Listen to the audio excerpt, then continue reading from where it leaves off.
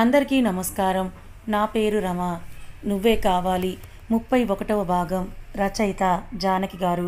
నా కోపం తెప్పించకు. నా చేతికున్న వైర్లను పీకేసుకుంటాను. ఆ తర్వాత నీ ఇష్టమని అంటాడు రిషి. నీకు పిచ్చి పట్టిందా ఏంటి?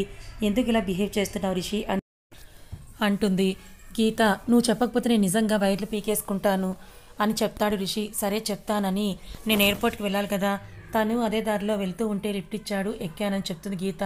ఏంటమ్మా మళ్ళీ చెప్పు. అదే దారిలో వెళ్తుంటే వాడు నీకు లిఫ్ట్ ఇచ్చాడా? నిజమేనా? నమ్మాలంతే కదా గీత అని రిషి అంటాడు. ఓ దొంగ సచ్చినోడా, నీకెన్ని తెలివితేటలు!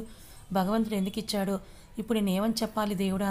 నన్ను ఎందుకులే ఇరికించేస్తున్నావు వీడి దగ్గర అని మనసులో అనుకుంటూ ఉంటుంది గీత. ఏంటి ఇంకొక అబద్ధం కోసం వెతుక్కుంటున్నావా నువ్వు అని రిషి కోపంగా అంటాడు.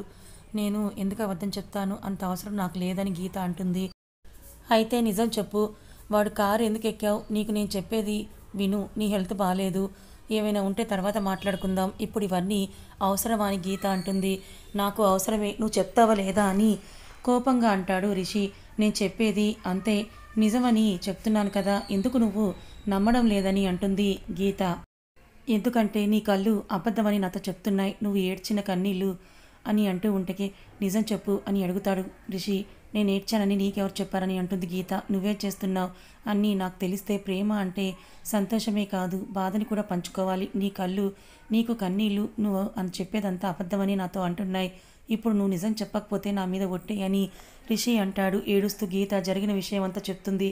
అనుకున్నాను వాడు నిన్ను బ్లాక్మెయిల్ చేసే కారు ఎక్కించుకొని ఉంటాడని. ప్లీజ్ రిషి, నా గురించి నువ్వు గొడవపడద్దు. వాడి పాపాన వాడే పోతాడు. నువ్వు బాగుంటే నాకు అంతే చాలని అంటుంది గీత. నువ్వు బాగుంటే నేను ఎప్పుడు బాగుంటాను గీత. మన ఇద్దరి మధ్య మూడో వ్యక్తి రావడం నాకు ఇష్టం లేదు. అసలు నువ్వు ఆ కారు ఎక్కడం నాకు నచ్చలేదు.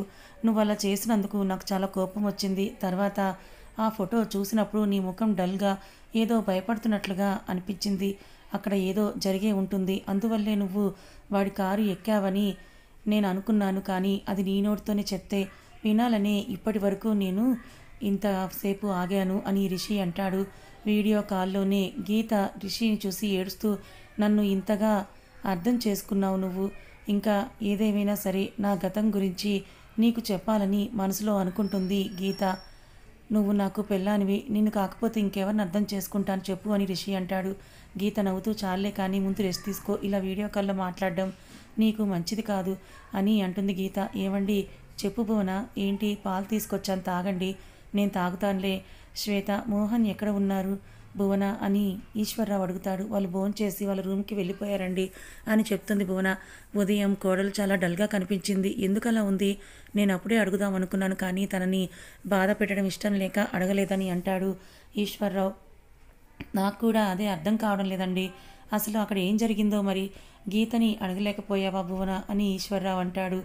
తనని అడుగుదాం అనుకున్నాను, తను కూడా చాలా డల్గా కనిపించిందండి. అందుకే ఇంకా నేను మౌనంగా ఉండిపోయాను అని అంటుంది భువన కంగారుగా. ఈశ్వర్రావు, ఏంటి గీత కూడా డల్గా ఉందా? ఎందుకు మీరు ఇలా కంగారు పడకండి, ఏమీ కాదులే, తనకి కొంచెం తలనొప్పిగా ఉందని అందుకే అలా ఉందని అంటుంది. ఇంకేమీ నేను అడగలేదు తనని, మీరు భయపడకండి, మీకు కూడా హెల్త్ బాగోలేదు కదా అని అంటుంది భువన. ఈ గుండెకు గాయం ఎప్పుడో తగిలింది భువన, అది మానడం అంటే చాలా కష్టం. నా కూతుర్ని చూసినప్పుడల్లా నాకు కన్నీళ్ళు ఆగడం లేదు. తనకి ఏం జరుగుతుందోనని భయంగా ఉంది. మా అన్నయ్య తనని వదిలిపెట్టడేమో అని భయమేస్తోంది భువన అంటాడు ఈశ్వర్రావు భయంతో. భువన, మనం హైదరాబాద్ వచ్చేసాం కదండి, ఇంకా మన గురించి వాళ్ళకి ఏం తెలియదు కదా అని భువన అంటుంది. నీకు తెలియదు అన్నయ్య గురించి, గీతను వదిలిపెట్టడు, తన ప్లాన్లో తను ఉండే ఉంటాడు. మనం గీతను చాలా జాగ్రత్తగా కాపాడుకోవాలి భువన అని కన్నీళ్ళు పెట్టుకుంటాడు ఈశ్వర్రావు. మీరు బాధపడకండి, తనకేం కాదు, మనం ఏం తప్పు చేయలేదు. అలాంటప్పుడు భగవంతుడు మనకు అన్యాయం చెయ్యడు. మన గీతకి ఏమీ కాదని భువన ధైర్యం చెప్తుంది ఈశ్వర్రావుకి. శ్వేత, చెప్పండి, పడుకుందా? ఎప్పుడో పడుకుంది. మరి నువ్వేంటలా డల్గా ఉన్నావు? అసలు ఏం జరిగింది అని మోహన్ అడుగుతాడు. ఏం జరగలేదండి, మీరెందుకు అలా అడుగుతున్నారు? చూడు శ్వేత, నువ్వు నా దగ్గర ఏదో దాస్తున్నావు. అది చెప్పడానికి నువ్వెందుకు ఇంతగా భయపడుతున్నావు? అసలు విషయం ఏంటి? అబ్బా, నీకు ఎన్నిసార్లు చెప్పాను? వచ్చిన దగ్గర నుంచి మీరు అడుగుతూనే ఉన్నారు. ఏమీ లేదని, ఏం జరగలేదని నేను చెప్తూనే ఉన్నాను కదా అని శ్వేత ముఖం పక్కకు తిప్పుకుంటుంది. ఏమీ జరగకపోతే పర్వాలేదు శ్వేత, కానీ ఏదో జరిగిందని నా అనుమానం.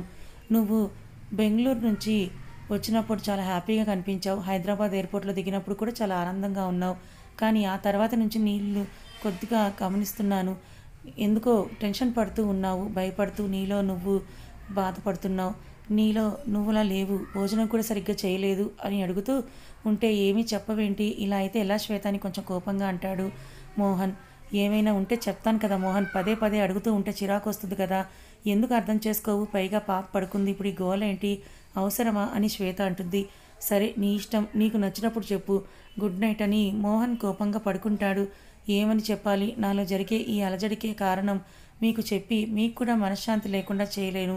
నేనే నా పాపని మిమ్మల్ని జాగ్రత్తగా చూసుకోవాలి. వాళ్ళ కంటపడితే వాళ్ళు బ్రతకనివ్వరు. భగవంతుడు ఏ సమస్య లేకుండా చూడు స్వామి అని అంటూ 2 చేతులు జోడించి శ్వేత భగవంతుడిని వేడుకుంటుంది. అసలు మీరు మనుషులేనా? ఒక ఆడపిల్లని వెతికి పట్టుకోలేకపోతున్నారు. ఎందుకురా? మీకు లక్షలా ఇస్తున్నాను. మీకన్నా నేను వెతుక్కుంటేనే మంచిది అని వెంకటాద్రి గట్టిగా అరుస్తాడు. వంటగదిలోంచి పరిగెత్తుకుంటూ సులోచన, ఏంటండి మీరు అమ్మాయిని ఎందుకు చంపాలనుకుంటున్నారు? తను కూడా మన కూతురు లాంటిదే కదా అని అంటుంది సులోచన. ఎక్కువ మాట్లాడావంటే సులోచన నిన్ను కూడా చంపేస్తాను. అదేం చేస్తుందో మర్చిపోయావా? తనని ఎలా వదిలిపెడతాను అనుకుంటున్నావు నువ్వని కోపంగా వెంకటాద్రి అంటాడు. అందులో తను చేసిన తప్పే ఉందండి. మీరు ఇలా మాట్లాడడం మంచిది కాదు. వాళ్ళని వదిలిపెట్టండి. సొయానా మీ తమ్ముడు కూతుర్నే చంపుతానంటున్నారు. ఇది ఎంతవరకు న్యాయం? మీకు 2 చేతులు జోడించి ప్రాధేయపడుతున్నా వాళ్ళ జోలికి వెళ్ళొద్దండి. ఇప్పటికే పాపం మూట కట్టుకుని బ్రతుకుతున్నా ఇంకా మీరు పాపం చేయకండి అని సులోచన ఏడుస్తుంది. అసలు నువ్వు ఎలా మాట్లాడుతున్నావు సులోచన? నాకు అర్థం కావడం లేదు. నువ్వు వాళ్ళ మీద జాలి చూపిస్తున్నావు. మరి మన పరిస్థితి ఏంటి? గతం తలుచుకుంటూ ఉంటే నా నరాలలో రక్తం మరిగిపోతుంది. నీకు చీమ కుట్టినట్టు కూడా లేదా? ఆ అమ్మాయిని వదిలేయని అంటున్నావు. నాకు తనంటే శత్రువా? కాదు కాదా, నీకంటే బాగా పెంచాను ఈ చేతులతో. కానీ ఇప్పుడు ఎందుకు చంపాలనుకుంటున్నాను? ఆ విషయం నీ గురించి తెలియదా అని కోపంగా వెంకటాద్రి సులోచన మీద అరుస్తాడు. ఏం తప్పు చేసిందండి? చూడు సులోచన, తప్పు ఒప్పులనేవి నాకు అనవసరం.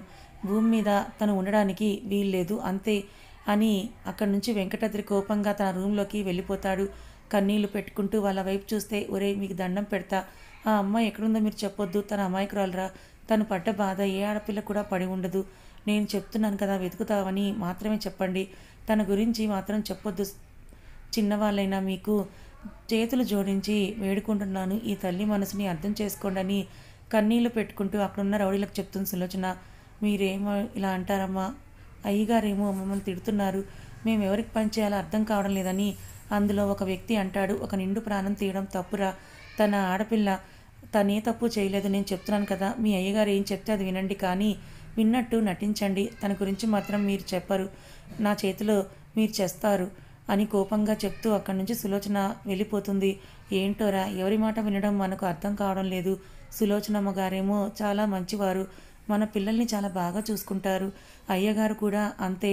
మనం వాళ్ళిద్దరి మధ్య నలిగిపోతున్నాం అనుకో అని అక్కడున్న రౌడీలు అనుకుంటూ అక్కడి నుంచి వెళ్ళిపోతారు. రూమ్లోకి వచ్చి సులోచన బీరువా ఓపెన్ చేసి అందులో ఇంకొక సీక్రెట్ అల్మార్ ఓపెన్ చేసి అందులో ఉన్న గీత ఫోటో తీసి కన్నీళ్లు కారుస్తూ, ఎలా ఉన్నావమ్మ గీత? మీ పెదనాన్న నిన్ను చంపాలని చూస్తున్నారు. నువ్వు మాత్రం కనిపించకు. నీ ప్రాణం తీసేయడానికైనా నిర్ణయించుకున్నాడు. నువ్వు పడ్డ బాధ తనకి అర్థం కావడం లేదు. నువ్వు చేసింది తను గుర్తు పెట్టుకున్నాడు. నేను ఎంత చెప్పినా మీ పెదనాన్న నా మాట వినడం లేదు తల్లి. నువ్వు ఎక్కడున్నా బాగుండాలని ఆ ఫోటోని గుండెలకు హత్తుకొని ఏడుస్తుంది. ఇలా వీడియో ఎక్కువసేపు మాట్లాడడం కరెక్ట్ కాదు. తర్వాత మాట్లాడుకుందాంలే. ముందు నువ్వు రెస్ట్ తీసుకో. ఇప్పటికే టైం చాలా అయిపోయింది కదా రిషి అని ప్రేమగా చెప్తుంది గీత. నేను మాట్లాడితే నీకేమైనా ఇబ్బందిగా ఉందా అని రిషి అంటూ ఉంటే గీత కోపంగా, నీకేమైనా పిచ్చి పట్టిందా? నువ్వు నాతో మాట్లాడితే నాకెందుకు ఇబ్బందిగా ఉంటుంది చెప్పు. మరి ఇబ్బంది లేనప్పుడు మాట్లాడు. ఏముంటాయి చెప్పు మాట్లాడడానికి? రోజు చూస్తావు, రోజు మాట్లాడతావు అని గీత అంటుంది. నిన్ను రోజు చూసినా, నీతో రోజు మాట్లాడినా నాకే బోర్ కొట్టదు. ఎందుకో తెలుసా? ఇష్టమైన వాళ్ళతో ఎంతసేపైనా మాట్లాడాలని అనిపిస్తుంది. నీకు నేనంటే ఇష్టం లేదు కదా, అందుకే నీకు బోర్ కొడుతుంది కదా అని అంటాడు రిషి. మళ్ళీ మొదలుపెట్టావా స్వామి అని అనుకుంటుంది గీత. రిషి, నువ్వు ఇలా మాట్లాడుతూ ఉంటే కనుక నాకు చాలా ఇష్టం అంటాడు. చాలే, ఇప్పుడు నీకు హెల్త్ బాగాలేదని ఎక్కువగా మాట్లాడొద్దని అంటున్నాను. ఆ మాత్రం దానికి నువ్వేదేదో అంటావు. నీతో ఎలా అని కొంచెం కోపంగా అంటుంది గీత. నాకేమైనా ఇబ్బందిగా ఉంటే నేనే ఫోన్ పెట్టేస్తాను. ఇప్పుడైతే ఇబ్బంది ఏం లేదు గీత అని రిషి అంటాడు. సరే అయితే మాట్లాడని అంటుంది గీత. లేదు, నేను నిన్ను ఇలా చూడాలనిపిస్తుంది, కొద్దిసేపు చూడనివ్వని ప్రేమగా అడుగుతాడు రిషి. నువ్వు ఇలా చూస్తూ ఉంటే నాకు ఏదోలా ఉంటుందని అంటుంది గీత. ఎలా ఉంటుంది? ఎప్పటికీ నీ ప్రేమ ఇలాగే కావాలని, నీతో 7 అడుగులు వేయాలని ఉంటుంది, కానీ ఏదీ జరగదని తెలిసి ఈ ప్రేమ ఎంత బాధ పెడుతుందో రిషి అని అడుగుతుంది గీత. రిషి కన్నీళ్ళు చెంపల మీద జారుతూ, గీత నువ్వు నా దగ్గర ఏదో దాస్తున్నావు, నిజం చెప్పు. ఏమీ లేదు రిషి అని గీత అంటూ ఉంటే, లేదు, నువ్వెందుకో బాధపడుతున్నావు. ప్రతి క్షణం నాకు దగ్గరగా ఉంటావు, మళ్ళీ దూరం అవుతావు. ఇష్టం ఉన్నా లేదని చెప్తున్నావు. అసలు ఏమైంది నీకు? నా దగ్గర ఏదైనా దాస్తే చెప్పు, నేనేమీ అనుకోను, నిన్ను అర్థం చేసుకుంటాను, నువ్వు భయపడకని రిషి అంటాడు చంపల మీద ఉన్న కన్నీటిని తుడుచుకుంటూ. నా కంట్లో నీళ్లు వస్తే నీ కంట్లో నుంచి కూడా కన్నీళ్లు వస్తున్నాయి ఏంటి అని గీత అడుగుతూ ఉంటే, రిషి కొంచెం కోపంగా, నువ్వు మాట మార్చుకు, నిజం చెప్పు, అసలేంటి? నువ్వు దేనికో భయపడుతున్నావు, అది దేనికో చెప్తావా లేదా, లేకపోతే నా మీద ఒట్టే అని అంటాడు రిషి. కథ ఇంకా ఉంది. రిషి తనని అర్థం చేసుకుంటాడని నమ్మిన గీత మరి తన గతాన్ని రిషికి చెప్తుందా? గీత గతం విన్న తర్వాత రిషి పరిస్థితి ఏంటి తెలుసుకోవాలనుకుంటే ఛానల్ని ఫాలో అవ్వండి. కథ నచ్చితే లైక్ చేయండి, మరి కొంతమందికి షేర్ చేయండి. Thank you so much for watching.